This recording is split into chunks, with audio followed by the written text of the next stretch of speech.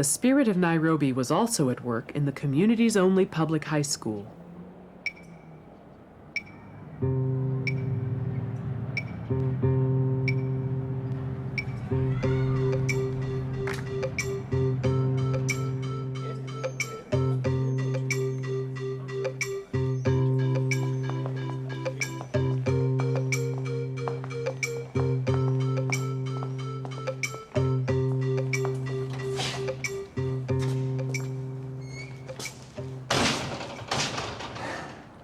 So this is what happened to my school.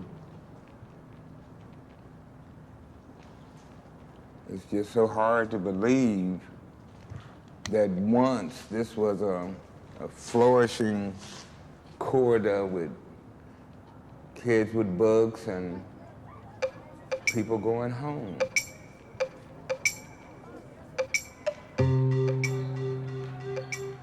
This was the gymnasium where all the basketball games took place. And you might know that Ravenswood was well known for all its championships in Sequoia Union High School District.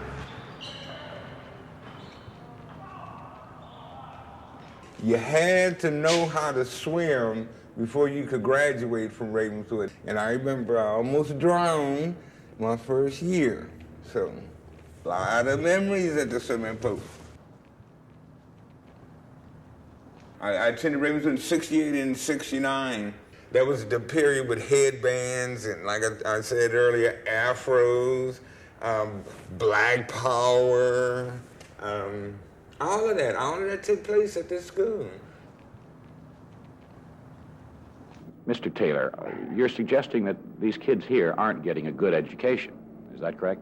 What I am saying, not just suggesting, is that this is a segregated school. A segregated education is inherently an inferior education, be the segregation white or black. Opened in 1958, Ravenswood was part of a regional high school district. Its controversial attendance boundaries, set by the freeway, had created a predominantly black school. By 1968, parents' concerns over the quality of education, the community's desire to control its local school, and federal mandates to desegregate had all come into conflict.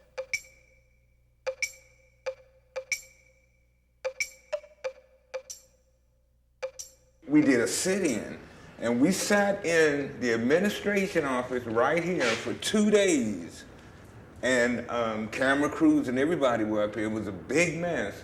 Talking today here at the 75% black high school, 16-year-old Charles Bolding, who is student body president.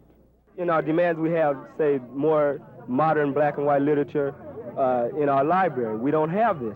We have a long list of books that are modern, that relate to these times that we want. Individualizing instruction, me resigning to the teaching of black history, some 15 demands, quite a comprehensive list, pretty well thought out, I think. Well, do I interpret your remarks to say that you're in a sense in sympathy with some of their demands? Oh, yeah. Oh, yes. Who can quarrel with a drive to improve education? The sit-in was a success. The district met black student demands, and the principal resigned. But 1 year later, Ravenswood would change forever as the high school district put in place the required desegregation plan. They started the integration busing, and I was one of the first people on that first bus leaving from East Palo Alto to go to San Carlos. They were shipping black students out of Ravenswood to these other communities, and it was supposed to work the same way. And the kids from San Carlos and Woodside and all up in there were supposed to come here.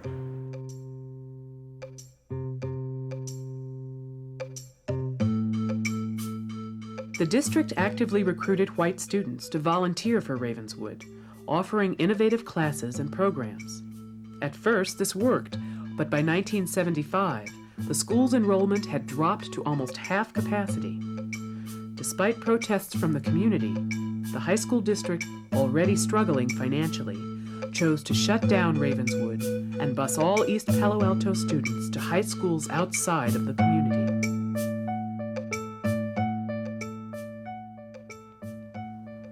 What is this? Yeah. Ravenswood High School. library materials. Ooh, and this is a trip. Soul Brother #1. We know who this is. That's my boy James Brown. Wow.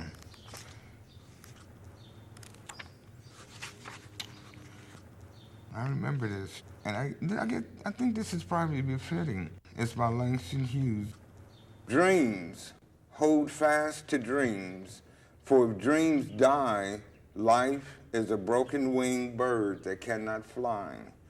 Hold fast to dreams, for when dreams go, life is a barren field, frozen with snow.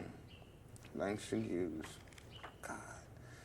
It's the only book left in here, too, man.